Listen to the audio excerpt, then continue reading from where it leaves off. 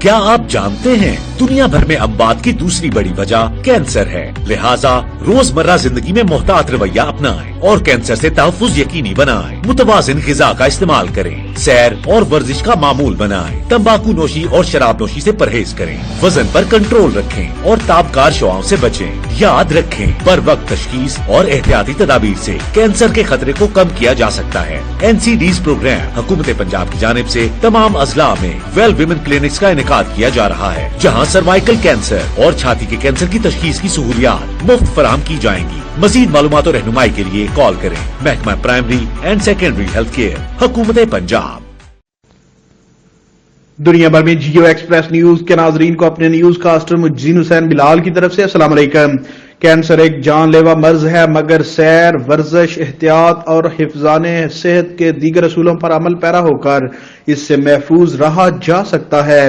سی O health doctor Muhammad Ilyas Gondal اور DHO منڈی Bahauddin doctor Muhammad Iftikhar کا کینسر کے مرض کے بارے میں آگاہی کے عالمی دن کے موقع پر حاضرین سے خطاب۔ کینسر کے مرض کے بارے میں آگاہی اور بچاؤ کے عالمی دن کے موقع پر DHQ اسپتال منڈی بہاؤدین، THQ پھالیا، THQ ملکوال، جبکہ RHC بیکھو موڑ، جکالیاں، مونگ، میانہ گوندل، کٹھیالہ شیخا، پاڑیاں والی، چیلیاں والا، رکن بسال میں آگاہی واک اور سیمینار کا اہتمام کیا گیا۔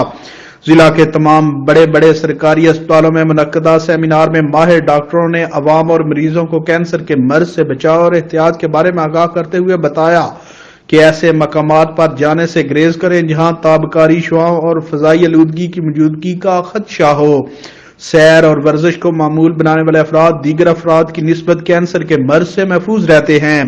متوازن غذا کا استعمال، تمباکو اور شراب نوشی سے پرہیز کرنے سے اور موٹاپا کم کرنے سے بھی کینسر جیسے موذی مرض سے بچا جا سکتا ہے۔